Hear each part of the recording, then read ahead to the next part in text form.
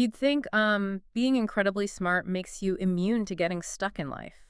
But actually, brilliant people don't just fall into traps, they methodically deduce their way right into them. Welcome to the deep dive. Yeah, thanks for having me. Of course.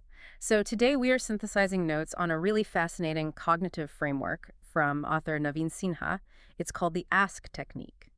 And our mission today is exploring how to break free from our own invisible mental loops. Right, by moving past those surface level thoughts and, digging down into the foundational layers of our minds. Exactly. Because intelligence can be a trap, right? Absolutely. It creates its own form of, well, cyclic stupidity. You build this perfectly logical cage and then wonder why you can't get out. Right. And to escape, Sinha's notes suggest we first move down to what he calls the structure layer.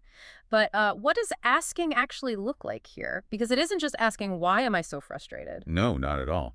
It means interrogating the actual framework. You ask, what are the structural rules of this situation that are generating my frustration? Oh, okay. So it's less about the feeling and more about the mechanics. Exactly.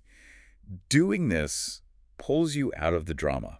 You arrive at a state of emotional neutrality, which allows you to objectively explore the system you're currently operating in. It's like looking behind the drywall of a house. You strip away the paint and the plaster the wall motions, and suddenly you can see the wooden studs that dictate the shape of the entire room. That's a really good way to put it.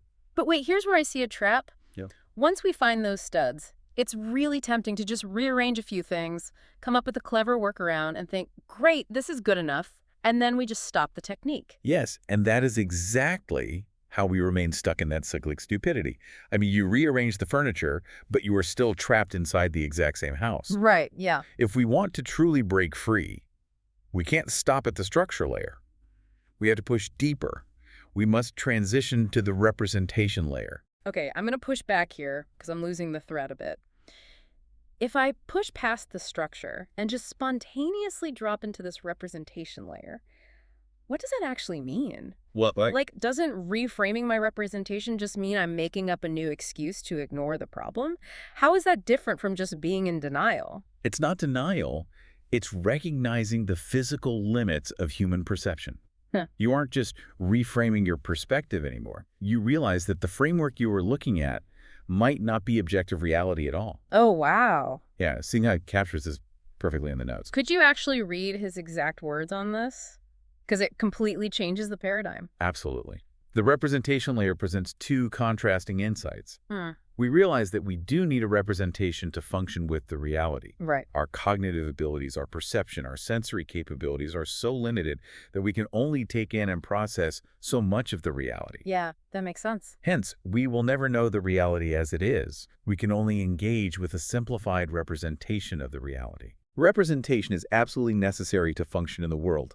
However, it becomes binding when we start mistaking the representation as the reality and find yourself totally stuck in fixing the mirror in order to fix the actual object. Oof. Step in fixing the mirror. This is a profound state to be in, to know that representations are absolutely necessary to function in the world.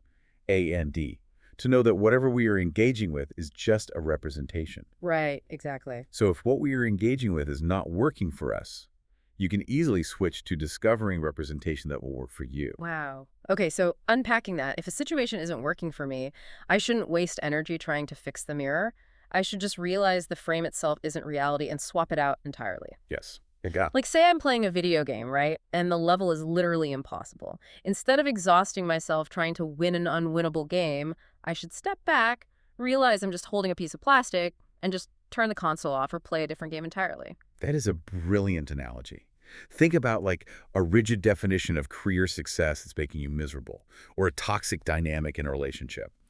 We exhaust ourselves trying to win within those specific rules. Yeah, totally. The representation layer gives you the clarity to step back and realize the rules themselves are just a model. Yeah. It empowers you to effortlessly discard models of reality that no longer serve you. Because the problem only exists within a frame you have the power to replace. Exactly. You stop fighting the problem entirely. That is a wild shift in thinking. The true power of Sinha's technique isn't about generating smarter answers to the same old questions. No, not at all. It's recognizing that the reality you are stressing over right now, the walls of that trap you brilliantly reasoned your way into, is just a simplified, replaceable representation. It is incredibly liberating once you start applying it. I mean, the mental breathing room it provides is just huge. I'll say. Well, we'll leave you with this final thought to ponder today. What mirror in your own life have you been desperately trying to fix, forgetting that you have the power to simply step back and discover an entirely new representation?